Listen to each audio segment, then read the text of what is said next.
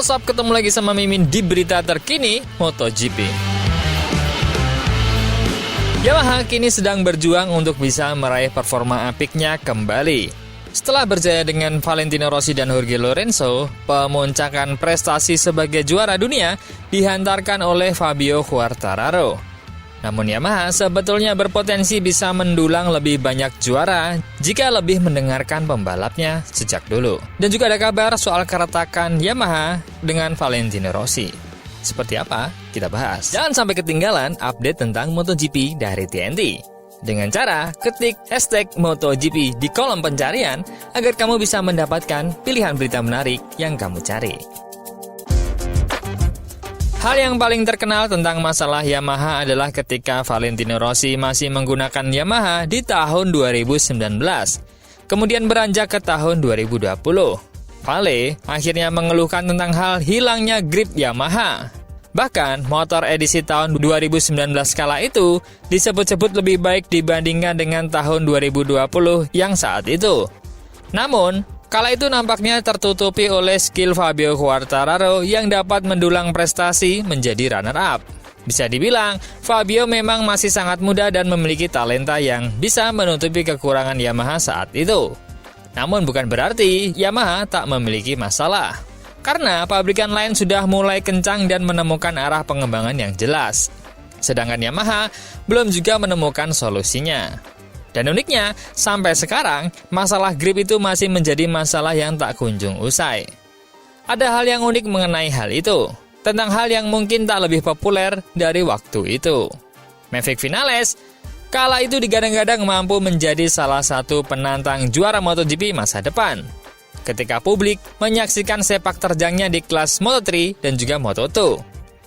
Dia adalah juara Moto3 dan tampil memukau pada tahun perdana di Moto2. Dia berdebut di MotoGP pada tahun 2015. Kesan bisa jadi jagoan di grid kelas atas terkonfirmasi setahun kemudian dengan kemenangan pertama bersama tim Hamamatsu di Silverstone. Prestasinya itu membawa ke Yamaha untuk menggantikan juara dunia MotoGP 3 kali Jorge Lorenzo. Debut Maverick Vinales pada tahun 2017 dengan motor Iwata sangat luar biasa. Dia bahkan memenangi 2 balapan pertama, di Qatar dan Argentina, dan juga seri kelima di Le Mans. Sejak saat itu, pembalap Spanyol itu tidak lagi meraup poin penuh dan malah terlibat perselisihan dengan para petinggi Yamaha.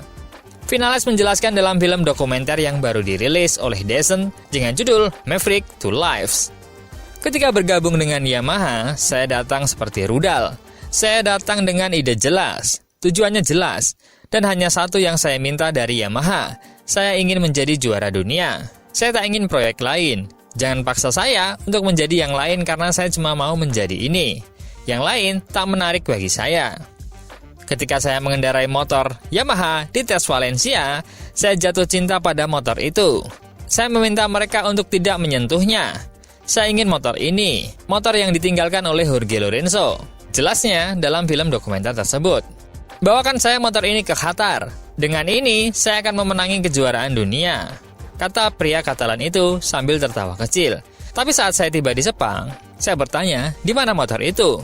Karena yang datang berbeda. Saya memenangi balapan pertama, lalu balapan kedua, kemudian saya menang di Le Mans.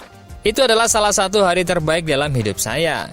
Saya memenangi pertarungan melawan idola saya, Valentino Rossi. Tapi di Montmelo, gelombang perubahan dimulai. Saya tidak mengerti apa-apa. Saya bilang, jangan sentuh motornya. Keluh Maverick Vinales, yang sama sekali tidak mengungkapkan bahwa Yamaha lebih suka mengikuti jalur yang ditunjukkan oleh rekan satu timnya saat itu, Valentino Rossi. Yang mungkin memiliki gaya berbeda dan lebih didengarkan Yamaha saat itu karena mengingat prestasinya di MotoGP. Tapi mungkin upgrade-nya tak cocok dengan gaya balap Maverick Vinales. Banyak pengamat mengatakan, kecuali masalah mood, talenta murni Maverick Vinales sangat baik. Mungkin Yamaha akan bisa menambah koleksi juaranya melalui Vinales jika waktu itu lebih mendengarkannya. Dia juga merefleksikan kepindahannya ke KTM. Apa tantangan berikutnya yang saya inginkan? Bagi saya, tantangannya adalah memenangi kejuaraan dunia dan sekarang saya telah sampai pada kesimpulan bahwa ada 2 sisi. Anda adalah penantang atau Anda pergi ke sisi gelap. Entah Anda pergi ke KTM atau ke Ducati. Sangat sulit untuk menang di Ducati. bagaimana Anda bisa mengalahkan tim pabrikan? Ini sangat rumit. Anda memiliki motor yang sama, tapi tidak memiliki senjata yang sama. Jadi hanya satu pilihan yang tersisa bagi saya, pergi ke KTM dan menjadi penantang. Kenangan Maverick Vinales lainnya adalah kemenangan di GP Amerika tahun ini. Balapan itu adalah balapan untuk mengatakan inilah saya. Bagi saya, itu adalah balapan terbaik yang pernah saya lakukan di MotoGP dan balapan di mana saya merasa paling unggul. Saya mengingatnya seperti di video game. Semua yang saya lakukan keluar. Namun, balapan itu seperti pedang bermata dua. Karena saya mulai bertanya pada diri saya sendiri, mengapa saya tidak melakukan ini setiap hari? Mengapa saya tidak memiliki kesempatan untuk melakukan ini setiap hari? Berarti, saya tidak berada di tempat yang tepat. Dan kini, Vinales sepertinya menemukan gairah yang sama dengan pertama kali mencoba Yamaha. Namun itu di KTM. Bahkan, Vinales mengatakan motornya lebih cocok dengannya dibandingkan dengan Aprilia. Nah, apakah Vinales akan kembali ke permukaan melalui KTM? Dari sisi Yamaha sendiri, akhirnya terungkap sebuah rahasia kecil di mana tim Valentino Rossi sebelumnya diharapkan menjadi bagian dari Yamaha dan diminta langsung oleh Yamaha, namun penolakannya kini berlanjut ke keretakan kerjasama. Penolakan Valentino Rossi dan tim MotoGP-nya, VR46 Racing Team, untuk bermitra dengan Yamaha untuk menjadi tim satelit menjadi hambatan dari tujuan utama Lin Harvest sebelum pensiun setelah 25 tahun memimpin tim tersebut. Hal ini menandai awal dari apa yang akan menjadi perpisahan bertahap. Setelah memperbaharui kontrak dengan Fabio Quartararo di awal musim, Harvest mengakui bahwa tujuan utamanya yang kedua sebelum pensiun adalah membawa kembali tim satelit sebelum tahun 2025. Saat Paul Pavesio akan mengambil alih kendali pabrikan asal Jepang itu di sirkuit. Mimpi Harvest, menurut pengakuannya sendiri, adalah agar VR46 menjadi tim satelit yang setelah pensiun hingga tahun ini telah menjadi duta untuk merek tersebut. Sebuah perjanjian yang untuk sekarang belum diperbaharui.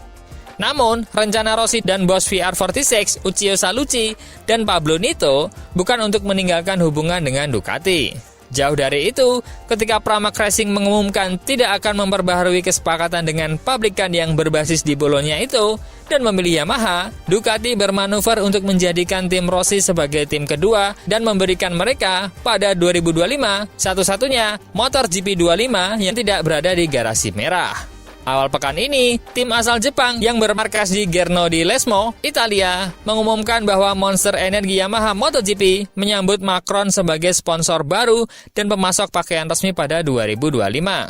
Ini berarti bahwa semua anggota tim Yamaha MotoGP serta semua staf korporat Yamaha akan memasuki musim 2025 dengan tampilan baru. Hal itu berkat perjanjian 4 tahun dengan sponsor resmi dan pemasok pakaian baru Macron.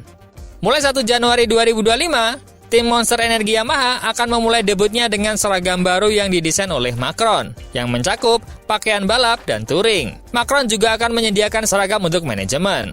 Nah, tentu, perpisahan ini bukanlah kabar baik bagi sisi bisnis perusahaan VR46. Karena mungkin dilema juga bagi VR46 jika bergabung dengan Yamaha soal kelangsungan sponsor di mana Yamaha sedang berjuang. Namun, Yamaha di Asia memegang pasar yang besar dan Rossi juga memiliki basis penggemar di Asia. Namun, bisnis is bisnis. Tentu sudah ada pertimbangan untuk itu. Mungkin, tim VR46 lebih suka menghidupkan harapan rider-rider di akademinya daripada mempertimbangkan hanya sekedar bisnis saja. Nah, menurut teman-teman gimana nih? Maverick Vinales akankah bisa moncar dengan KTM? Dan Yamaha akankah bisa kembali ke puncak? Coba komen.